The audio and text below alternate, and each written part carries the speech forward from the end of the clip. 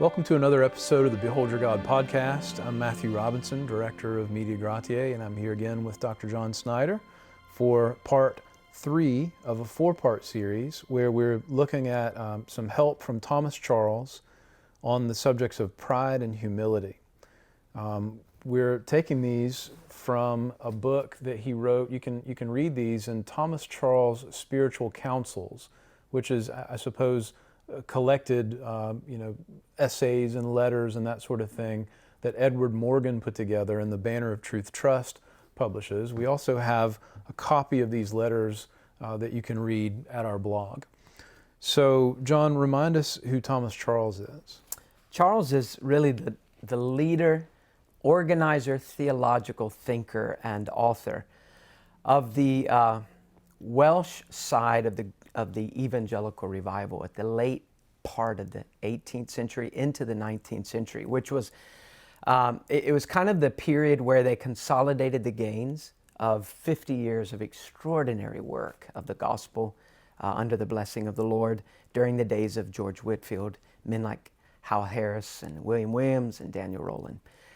Those men have passed away. The baton is passed to a young man, Thomas Charles, and he helps guide that denomination theologically, really from Anglicanism into what became a Presbyterian approach, and help them take the Westminster Confession and adapt it to their present needs, and to set them in a pretty clear path, which lasted for about a century in a healthy way.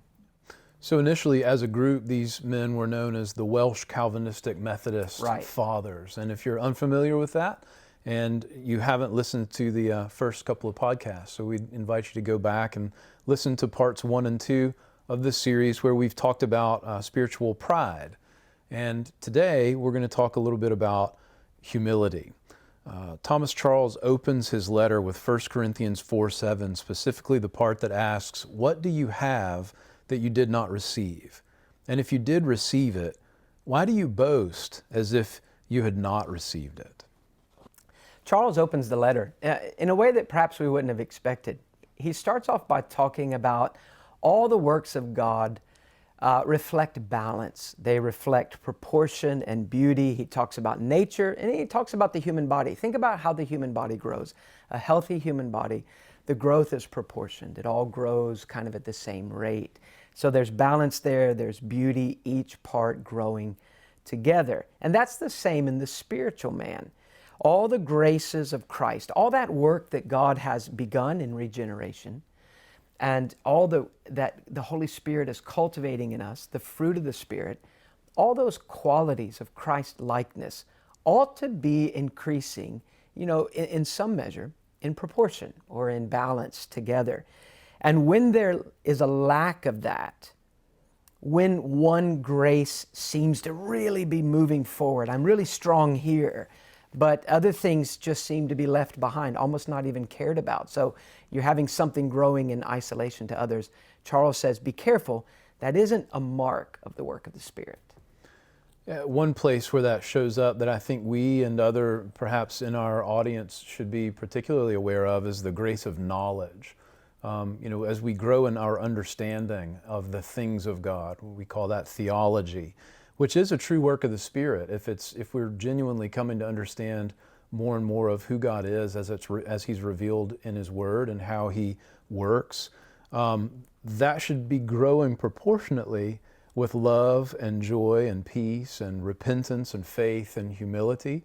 And sadly, we can look back at times in our own lives and we can think of others where we've seen examples of where growth in knowledge far outpaces our growth in, say, humility toward one another.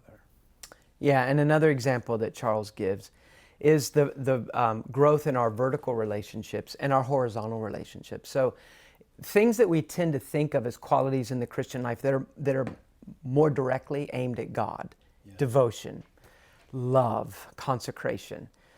These cannot be growing in a healthy way if they're not also producing, a proportionate, balanced growth in the areas of how we deal with other people. So love, tenderness, forgiveness, sacrificial service, gentleness, humility. So when we see a man claim that he has these vertical virtues growing, but we don't see the accompanying external things, then we know that something's not right. Right. It's not the work of the Spirit when we see unbalanced growth. And there are a lot of places we've talked about it as an introduction, but the one that we really want to drill down on is the one that Thomas Charles helps us with, which is humility. For example, when we say we're humble before God, but we're proud in the way that we respond to the people around us, that's a fairly sure sign that that's a work of the flesh. So let me go here to the first quote from this treatise on humility. If we're thoroughly sensible that we have nothing but what we daily receive, our conduct towards those from whom God by superior gifts hath distinguished us will be suitable to this sense of our poverty. It is in vain to pretend that we are duly humbled before God and that we're sensible of our poverty if our conduct toward man is proud and assuming. And this is a good test for us. He goes on to write, "This is the subject to be now particularly handled. That is, the true humility and a genuine sense of our poverty before God will effectually influence our conduct toward all our fellow creatures, and that the one, as it is the effect of the other, so it proves its truth and reality." So in other words, does the awareness of our ability and our spiritual strengths produce gratitude toward God? Yeah, that leads to a very simple test that he gives in the following paragraph. Let me read that. He says, if we truly believe that we do receive everything from God, we cannot glory as if we did not receive it. That's simple logic. But then he goes on and presses the Christian. Do you believe this? Then we cannot glory against those who have it not, but our conduct toward them will be full of modesty and humility, pity and compassion. Are we eminently distinguished by gifts, useful and ornamental? That would be probably the old way of saying, not only has God used us, but it's in a way that's pretty visible. Are those gifts and our labors abundantly blessed? All of these are from God, but do we believe this? If so, we shall not despise those who have them not, but we shall, with all humility and industry, employ them for the glory of God and for the good of others. So, very simple tests. If we are in the grips of a reality that God has given us gifts that are both useful and visible to other people, then it ought to produce a real humility, a real compassion, gentleness toward our brothers and sisters, but also the twin desire to exercise that gift in service in a way that brings honor to God and does good to our brothers and sisters who may not have the same gifts as we have. Well, Thomas Charles' letter is very helpful. He breaks it down into three areas, three headings. And we'll get to the first and maybe second today. Pride and humility, his first heading, think differently. Pride thinks less of others, and humility thinks less of self. So here's a quote from his first point. Pride is apt to think ill of others, but humility leads a man to think ill of himself. When pride is observing the defects of others, their coldness and deadness, their ignorance and weakness, and is ready to condemn them without mercy, humility has work enough at home, is most jealous of itself, and most suspicious of the deceit of heart which it occupies. Yeah, so pride makes a man prone to see the flaws of others and to exaggerate his own strengths. Humility makes a man prone to see the good in others and to see his own flaws. And even sometimes the enemy uses that. And a man may become kind of preoccupied with his own flaws in a way that, paralyzes if he's not careful, if he doesn't take that back to the mercy seat and lay it before the Lord. But he points out that at times when we're called to rebuke another Christian, the humble man finds it a costly activity, and he does it with as much love and humility as possible, gentleness. And he gives the example of Jesus Christ, first of all. On the final night of his life before his crucifixion, he goes into Gethsemane and he takes the 3 men with him to pray. And Peter, James, and John are there, and they fall asleep. And he goes back to them, and there's a rebuke. Could you not watch with me 1 hour? But there's also a pity, a compassion, because he immediately explains that he understands the struggle that they're feeling when he says, the spirit is willing, but the flesh is weak. And in that statement, we find the gentleness of Christ restoring 3 men that he's just had to rebuke and point out that they have really misunderstood the significance of this situation. Yeah, we see something of the compassion of Christ there too in his humanity. Although he never sinned, he did know what it was to have a tired, weak flesh. It's so amazing to think about. Charles' second point is that pride and humility talk differently. So pride is severe, humility is compassionate with our words. Pride is contemptuous, whereas humility is loving. Charles writes, pride speaks of the sins of others, the enmity of some, the formality of others, and the delusions of the third, and speaks of them with bitterness and contempt, and it may be with ridicule. But humility speaks, if it must speak at all, with compassion and godly sorrow, and with fervent prayer for them, well knowing that if there be any difference between him and the vilest sinner on earth, it was grace that made it. So, really clear picture of how humility shows from Christian to Christian. What he goes on to say next is something that I find very helpful, because I don't know that I've ever heard it directly mentioned. And that's where he deals with how humility will be shown when the Christian refers to the way the world treats the church. And this, of course, is a thing that in our culture, with the media, all the personal media and radio or television as well, it's very easy for a Christian to not be careful when we feel stung by the world's criticisms or mistreated. And maybe it's a legitimate persecution, but how we respond shows whether deep within we're proud or humble. So listen to what he says. In speaking of the enmity, opposition, and persecution of the world, spiritual pride is apt to enlarge a little, to speak often, and dwell much on the subject, in a revengeful and contemptuous spirit, reviling again. So there's one clear statement. When I'm a proud man and the world speaks against Christianity, or the world overlooks my, abilities at work, and someone who's not a Christian is promoted ahead of me, and I know it's because I'm a Christian, I really make a bigger deal of that than it is. And I talk about it a lot, and I dwell on it. It's almost like you see old Joe come and you think, oh, it's going to be the same thing. He's beating the same drum. How Christians are so persecuted. Part of that can be from pride, he says.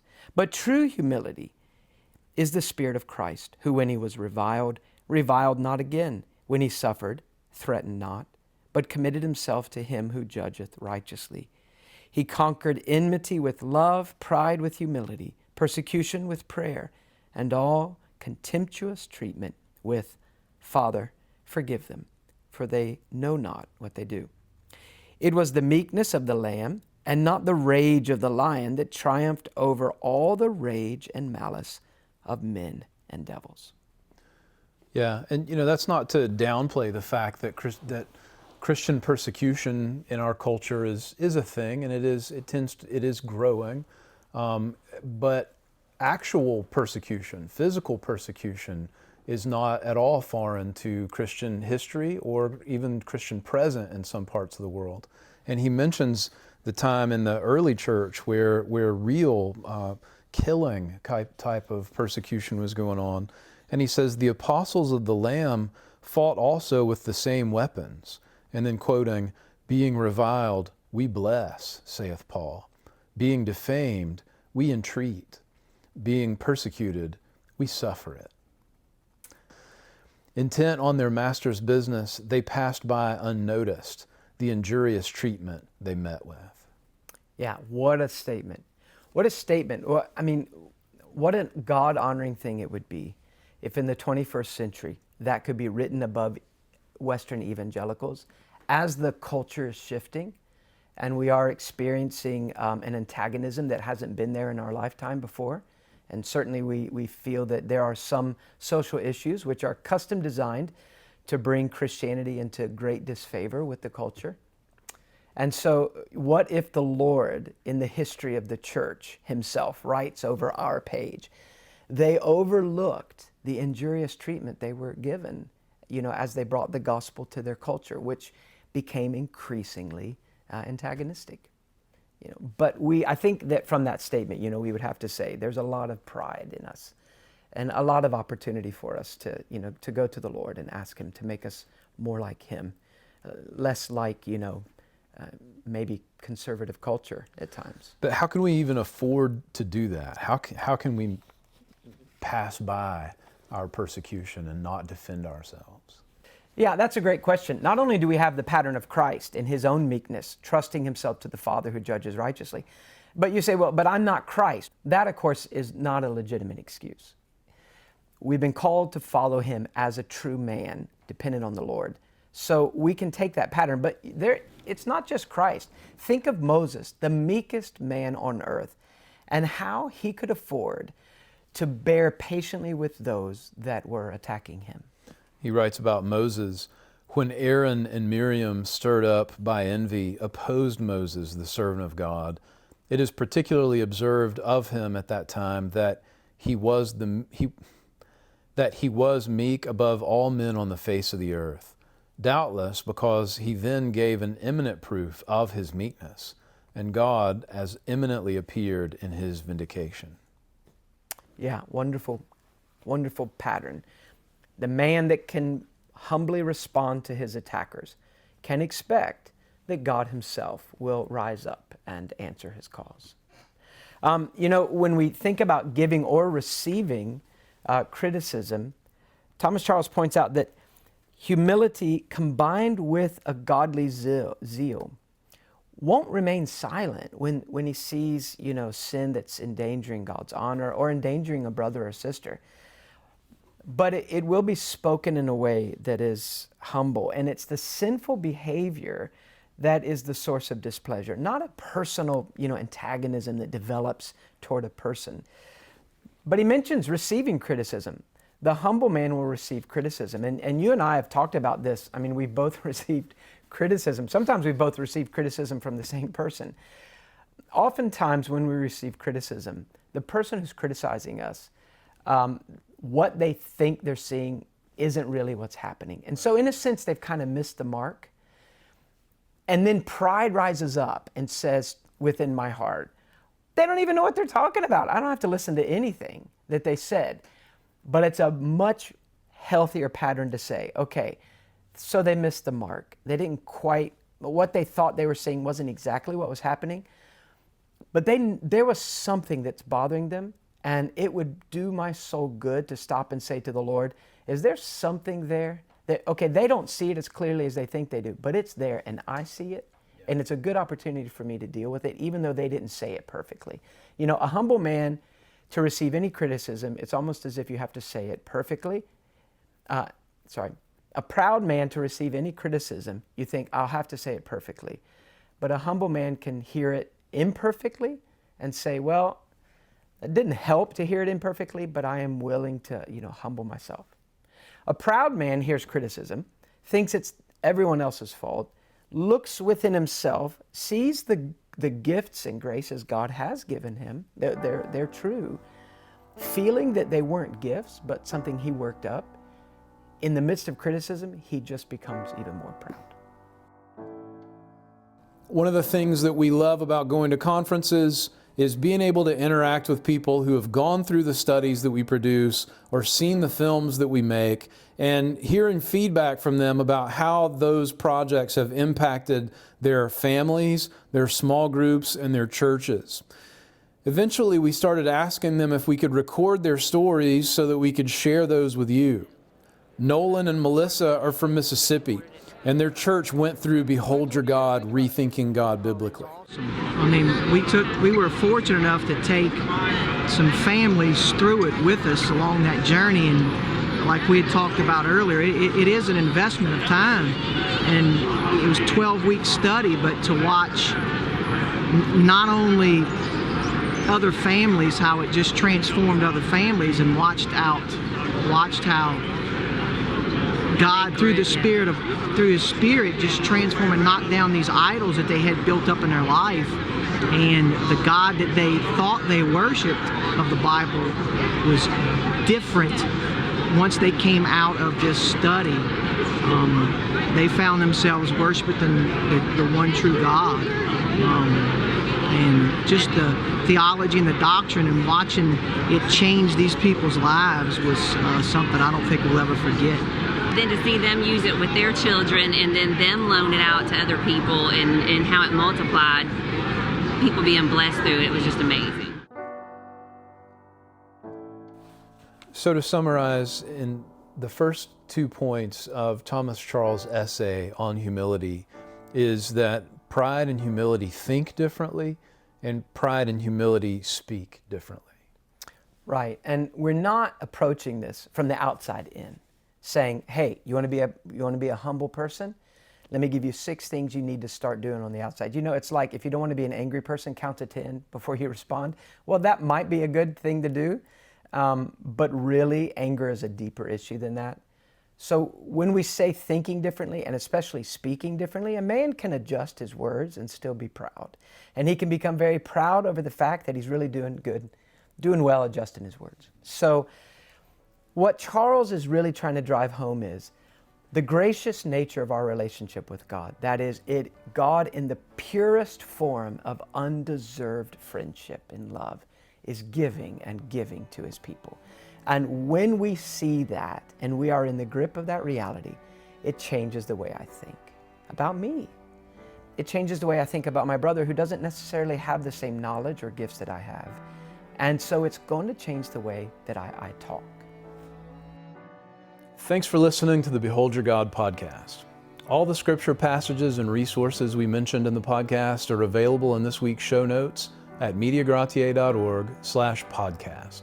That's mediagratiae.org. You can also get there by going to themeansofgrace.org. You can watch the podcast there through our YouTube channel or subscribe via iTunes, Google Play, or anywhere you get your podcast feed. The Behold Your God podcast is a production of Mediagrati.ae.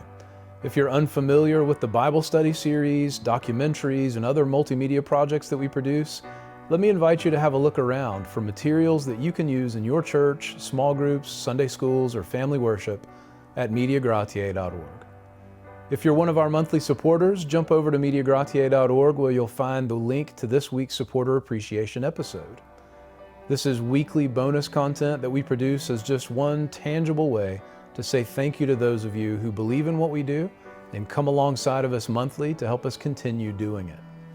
If you're interested in becoming one of our supporters, whether that's through a one-time gift or a monthly commitment of any amount, visit mediagrati.org and click on the donate button. Once you've done that, we'll get in touch and we'll give you access to our whole library of supporter appreciation material just shortly after. As with everything that we do, we never want finances to be a legitimate barrier between our content and those who would benefit from it. If that's you, reach out to us at info@mediagrati.org. We'd love to hear your feedback there on this episode, questions, comments, or any other subject that might be on your mind. Thanks again for listening, and we'll see you next week.